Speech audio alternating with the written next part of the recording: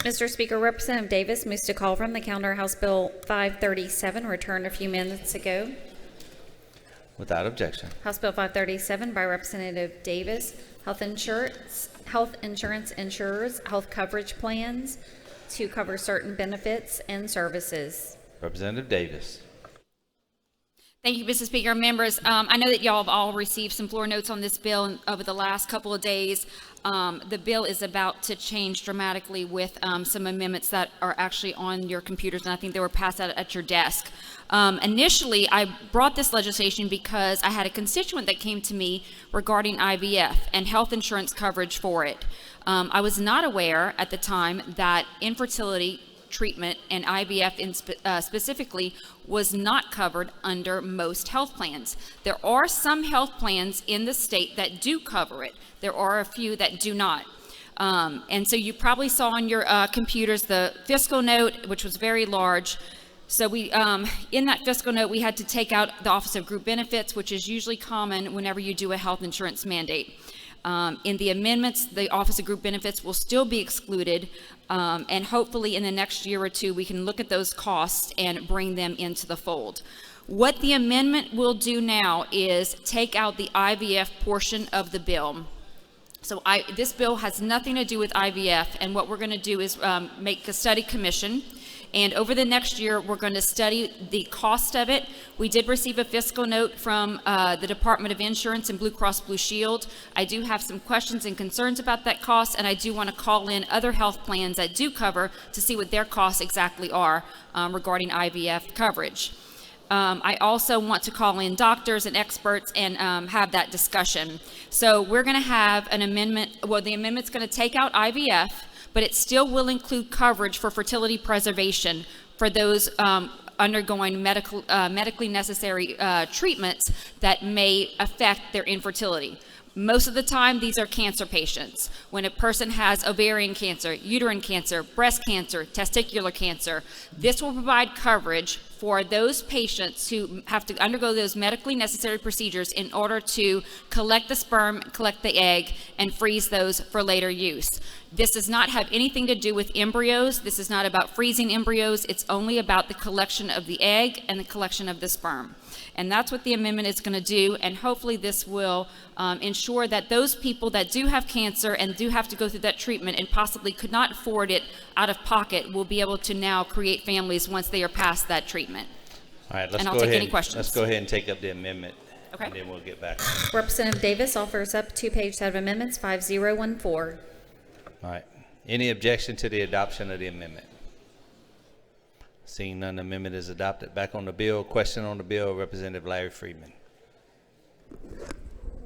Thank you, Mr. Speaker. Representative Davis. Yes. This came through insurance, and we had a good, yes, lengthy discussion. And I do appreciate the bill, and I love the amendment, and I like what you're doing. My only question is, and I expressed this about taking out state workers. Yes. We had some very passionate testimony in committee from state workers who wanted to be part of this. And the problem I have is when we carve out, because it's too expensive for the state to cover them, but we're saying private, you can cover it. Mm-hmm. It seems to be a little bit counterintuitive to me, and I really hate to see us eliminating a segment of our workers. And I don't disagree with you. As we talked about in committee, it's not something I wanted to do, and I have had conversations with those workers that were in the committee expressing their support for the bill, even though they were excluded. And again, it's something that I hope we can get a better grasp on what it will cost state workers. And again, this bill doesn't go into effect until 2024. So we still do have time next session to look at those costs and add them in next session if possible. Now, did they have to do a new fiscal note on your bill? They are doing that now. Okay.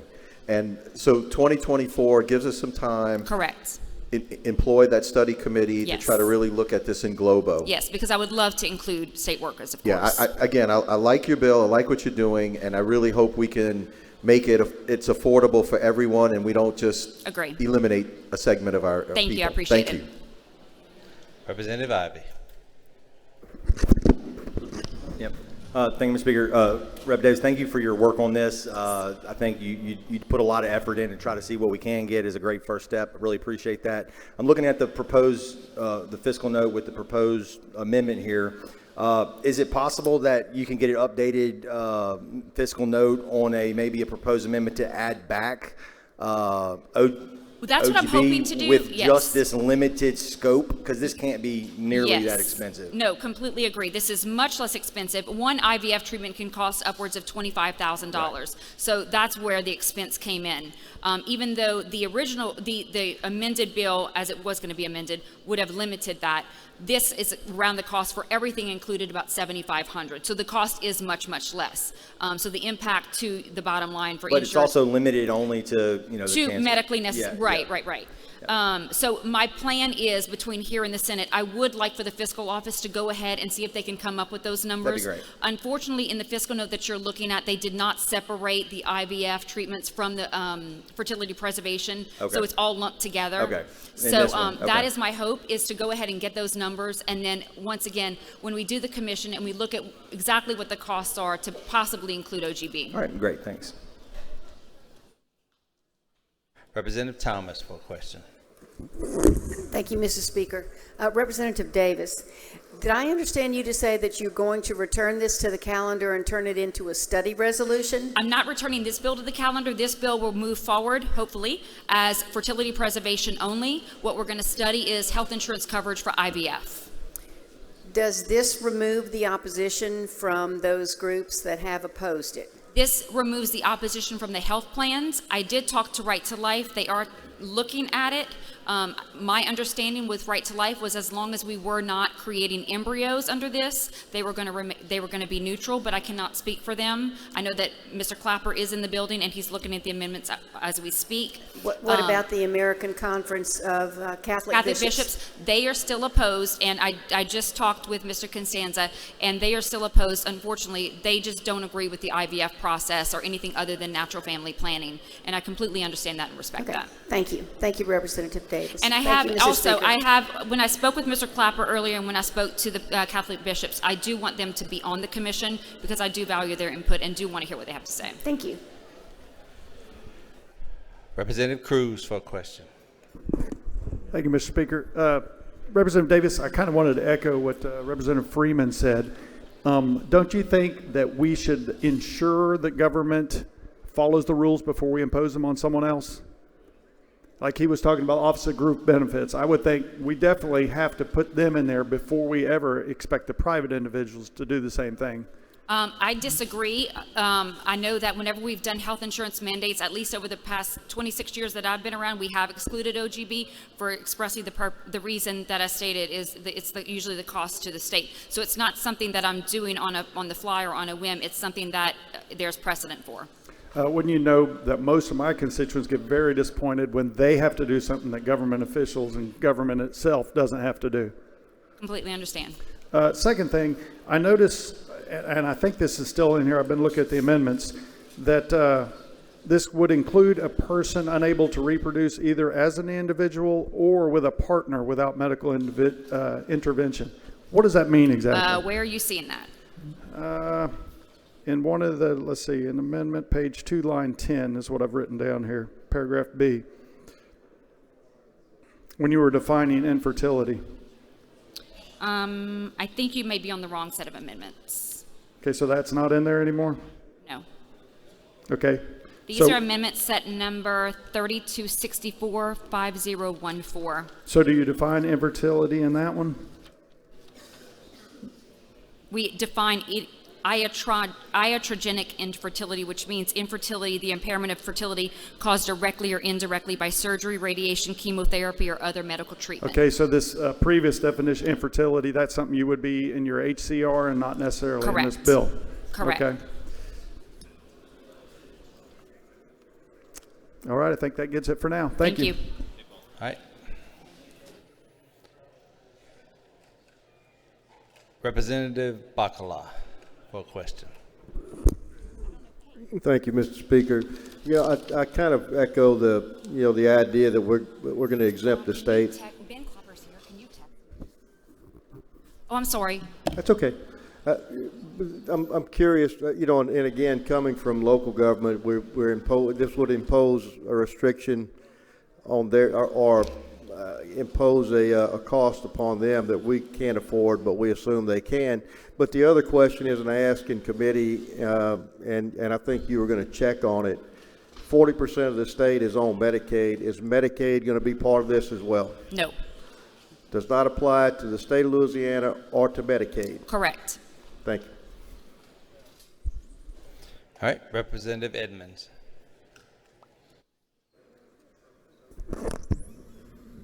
Thank you, Mr. Speaker. Representative Davis, I wanted to ask about in amendment section number 10, specifically as it relates to, and I think you referred back to where the Catholic bishops are not on board yet, and where Right to Life and those guys are. Yes, that's the part that they're looking at. Yeah, this is the part I tried to do was, which is of the main concern of these groups, would be section number 4, which states the fertility preservation services, and here's where the clarity I think is the problem. It says it means procedures to preserve fertility that are consistent with established medical practices or professional guidelines published by these two organizations, American Society of Clinical Oncology and American Society for Reproductive Medicine. So the issue is, I tried to get online and find those practices, guidelines. I couldn't do it fast enough. Okay. So are we talking about the freezing of the egg and the sperm, or are we talking about the freezing of the embryos as a part of their recommended guidelines? No. And the two fertility specialists and endocrinology specialists, because that was exactly my question when I saw the amendment, and I wanted to be clear because I expressed to Right to Life this morning that that was not my intent, that what's in section 4 applies to just the retrieval of eggs and sperm. It does not include the making of an embryo or the freezing of an embryo. And I'll go further. If we do have to do an amendment that says that it specifically does not include the making of an embryo or the freezing of an embryo, I'm fine with that. And I did receive that just a moment ago, that they would like that clarity. That's that perfect. would be Right to Life. That's fine. They'd like to have that clarity. So We can add it now, or we can add it in the Senate if it I'd gets be out. glad to offer that, or you can. That's fine. So Okay. I can temporarily return it. We can offer that amendment just to clarify. thank you, Representative Davis. Okay. Do we want to, or do you want to just continue answering questions?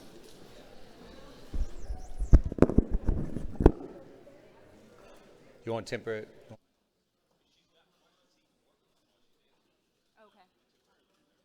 All right, let's temporarily return it. You ready? All right, let's do Representative Davis.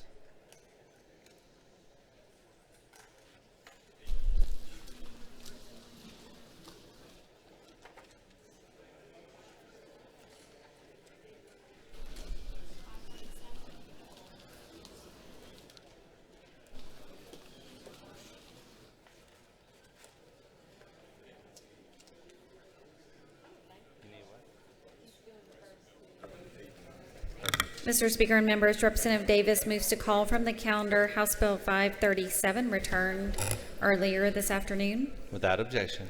House Bill 537 by Representative Davis. Health insurance coverage plans to cover certain benefits and services.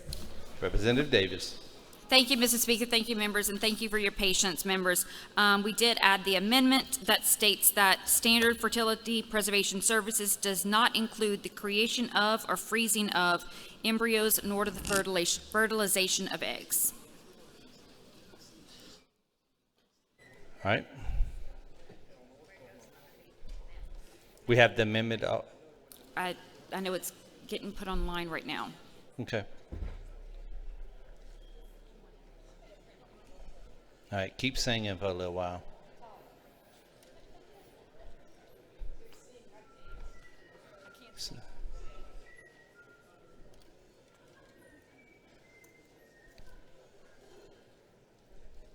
Hey, Bob Owen, you want to play the harmonica?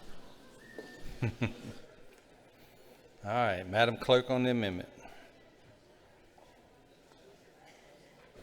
Representative Davis offers a one-page set of amendments, 5040. All right. Representative Davis. And I just explained what the amendment did. It just further states that standard fertility preservation services does not include the creation of or freezing of embryos nor the fertilization of eggs. Again, it only refers to the freezing of eggs and sperm, and/or sperm. All right. Any objection to the adoption of the amendment? Seeing none, the amendment is adopted. Back on the bill. There are no questions on the bill. To the floor on the bill, Representative McGee.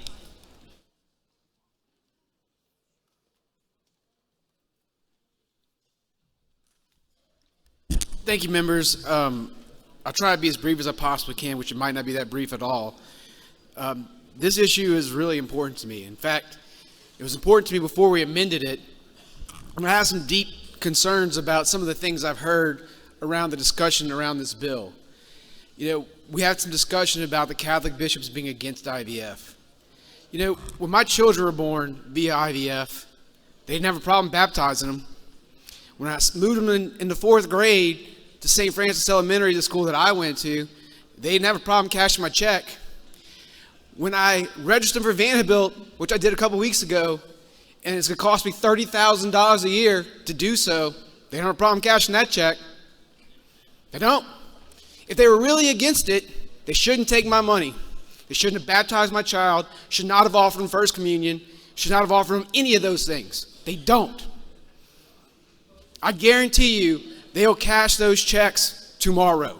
And I'm as Catholic as the day is long. I was born Catholic. I was raised Catholic. I attended Catholic church. I attended Catholic church this past Sunday. I will attend Catholic church next Sunday.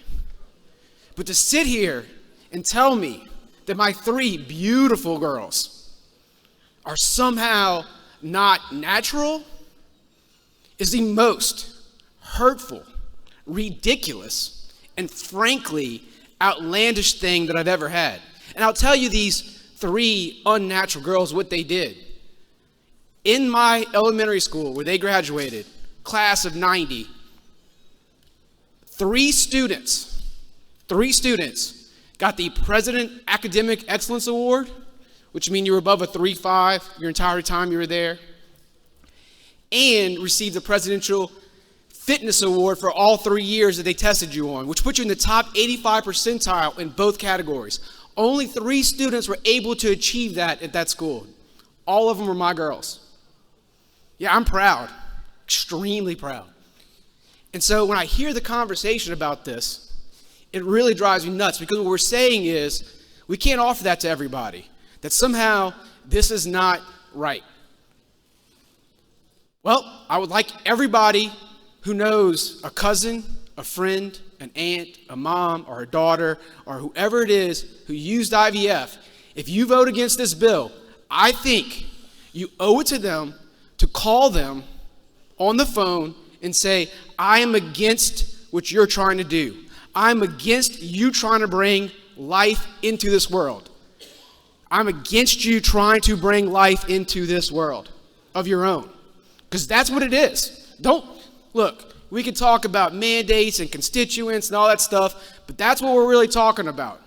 So you call them up and you say a sheet of paper on your desk was worth more to me than your thoughts and feelings on this, because I bet you didn't call them beforehand. So when you feel that way, vote your conscience on this. Vote your conscience. Thank you, Mr. Speaker. Thank you. Representative Lacombe to the floor on the bill.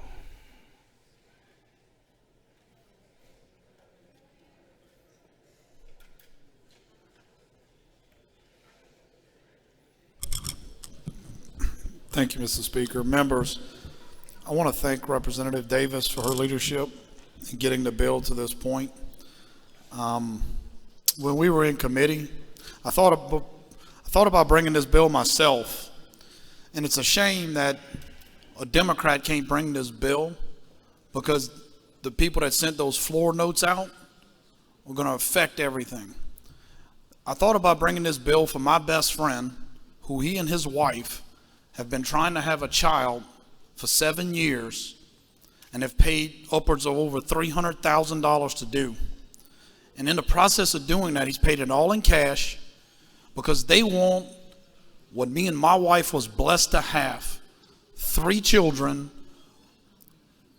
and all they can do is sit there and pay cash out of their pockets over and over. And the worst part about this is he's a physician with the Veterans Association. And if he worked in Texas, or he worked in Alabama, or he worked in Mississippi, or he worked in Arkansas, his health insurance plan through the VA would pay for this. But yet it's blocked in the state of Louisiana because of this reason. Now, you telling me that Texas and Arkansas and Alabama and all these states, they're bastards of abortion? This is not a right to life issue. This is the most pro-life bill we could ever vote on in this chamber. To tell families who are mortgaging their houses to pay everything they got out of their checking account, that they cannot somehow have their health insurance plan that they pay for this, or at least a portion of this. We weren't trying to issue a blank check. We were trying to get a portion of this covered. And yet we're blocked here. Sometimes I think those organizations need to stay in their own lane and deal with the things that are there before them. And it is pretty upsetting to me that we've had to go this route and amend the bill and work on things, but I'm even proud though, because the bill, even as amended, is going to take care of a lot of cancer patients and other people who are trying to do the same. I had a first cousin that had AML leukemia, and I lived for 6 months with MD Anderson with her while she was getting treatment. And before she had her bone marrow transplant, they gave her the option to say, hey, you're not ever going to have kids again. Do you want to have this procedure to store some of your eggs? And she chose not to, but it was a choice she made, a very important choice that was matter to her family. But the testimony that we heard in committee was from woman after woman after woman who came into committee and stated, hey, this is just something that we want. We need to do this. We want to have children. Me and my husband had these things. And the worst part is, this issue is not always a woman issue. Sometimes the infertility is from the man's side. So this is really a family issue. And it comes into a situation where all we're trying to do is provide families the ability to have a child, something that they're begging to do. And I think it's sort of despicable that some of these groups have changed out of their lanes to come in here to kill something. That's the most pro-life thing that we could do, is to have a couple or to have some people who may have had cancer, who may have had some effects, or have some infertility issues, or have whatever problems they got, that are begging to have a child. We all get bills in here, and I heard last week where it was said that, you know, the price is not worth whatever it's worth when it comes to protecting our little girls, and it's not worth what it is to protect our children. Why are we talking about cost or fiscal notes or any of those things when we're talking about a situation where we're bringing life into this world, where somebody like Representative McKee has 3 daughters that's the most beautiful daughters you're ever going to see, who are honor roll students and everything, and they came into this world because him and his wife had to go through that procedure. And the thing is there's tons of people in this room, some of which have said it and some of which have not said it, that have family members, them themselves have had it. And I think at the end of the day that this needs to be a learning opportunity to just dig into a bill further than receiving a note from someone who's outside of this room, who's not really in this rail, who's going to affect things like quality of life issues of bringing children into this world. But again, thank you, Representative Davis, for having the guts and courage to bring the bill to this thing, because I didn't have the guts to bring the bill. I wanted to bring the bill before. I promised my best friend that I would bring the bill, and I told him that the political realities of me passing the bill was virtually zero. So I was extremely excited whenever I saw Representative Davis bring the bill, because of the political realities that she can get, and have someone of her caliber to come down here and have this discussion. Got it where we are now. We're in this process. But in the future, moving forward, when you may bring the bill or whatever, I want everybody to just think for 1 second about the note you receive on your desk and what it really means. I don't think anybody could have expressed that better than Tanner did today. Thank you. All right, Representative Bagley to the floor on the bill.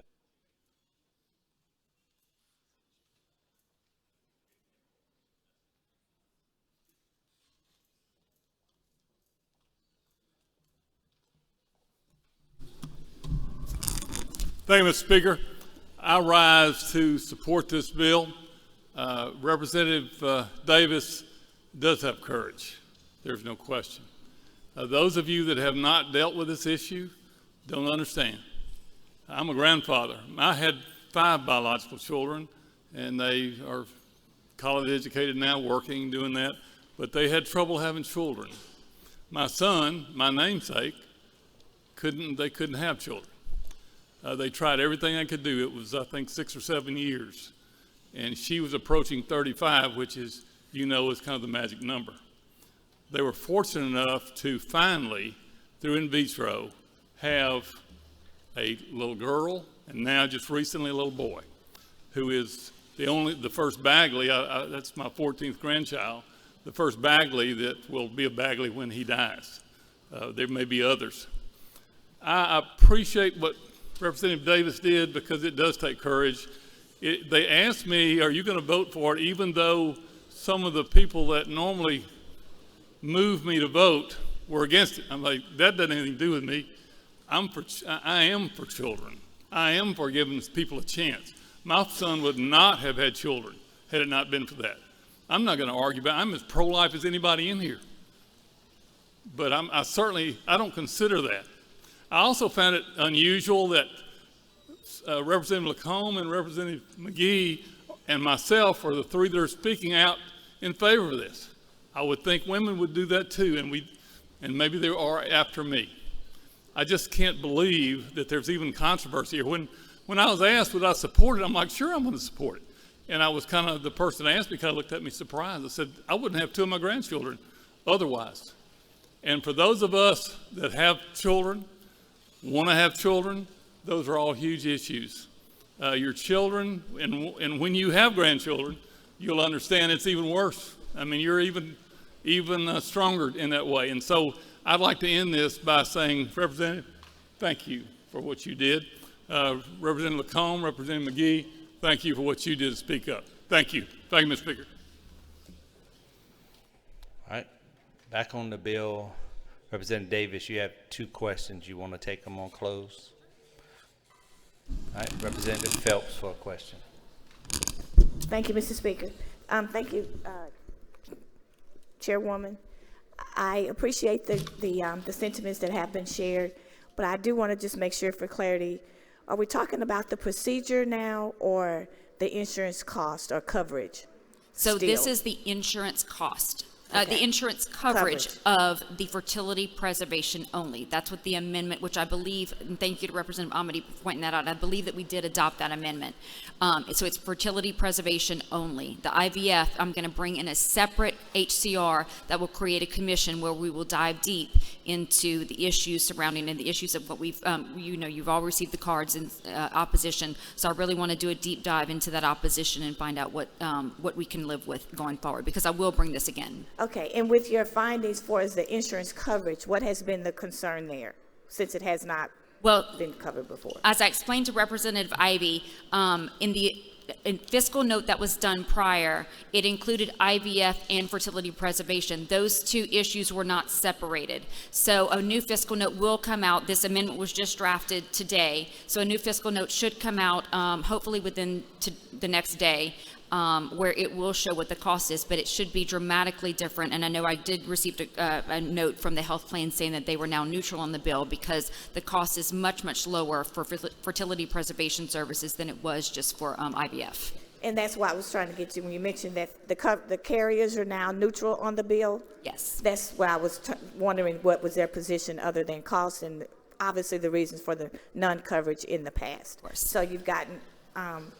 and they will have representation on the commission. Thank you. All right, Representative Edmiston for a question.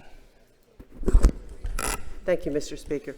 Representative Davis, I'm sorry to ask you to do this again, but I've lost the kind of track of where we are. Tell me what we're voting on today when we vote for the bill, if you don't mind. With the amendment adopted, what we're voting on today is insurance coverage. Insurance companies will provide coverage for fertility preservation only for those in which it's medically necessary. So if you or your spouse or a dependent have cancer, for instance, and you have to undergo radiation or chemotherapy treatment, and it may impact your ability, it may cause infertility or may impact the production of sperm or egg. It allows for the preservation of those eggs or of that sperm for future use. Okay, and that's what we're voting on today? Yes. Thank you very much. Thank you. Mr. Speaker. All right, Representative Marcel for a question. Thank you, Representative Davis, for bringing this bill. I just wanted to stand and give my support for the bill. And you know, when we were in committee, I asked to be a co-author. Yes. I don't see my name. I just want to make sure that we correct that. Yes. But I think it's a good bill. I think that women need all the help that they can get, and men, as you have said. But certainly this is a pro-woman's bill, and I appreciate it. Thank you. Thank you, and I agree with you. And again, I'm glad you clarified, because this doesn't just affect women. Men with different types of cancers, not just testicular cancer or prostate cancer, are affected whenever you do have to undergo some type of radiation or chemotherapy treatments. All right, there are no more questions. Representative Davis moves final passage. All those in favor vote yea. Those opposed vote nay. The clerk will open the machine. Members, vote your machines. Vote your machines, members. White, yes. Butler, yes. Landry, yes. Davis, yes. Dubuisson, yes. Pierre, yes. Desautels, yes. You through voting, members? Through voting? All right, close it up. 97 yeas, 0 nays, and the bill is finally passed. Representative Davis moves to adopt the title, moves to reconsider the vote, but which the bill finally passes. Lay that motion on the table without objection. So ordered. Open it up for co-authors. Co-authors, members. Co-authors. Dubuisson, Bagley. You through voting, members? Eok, Butler. You through voting? All right, close it up. 49 co-authors.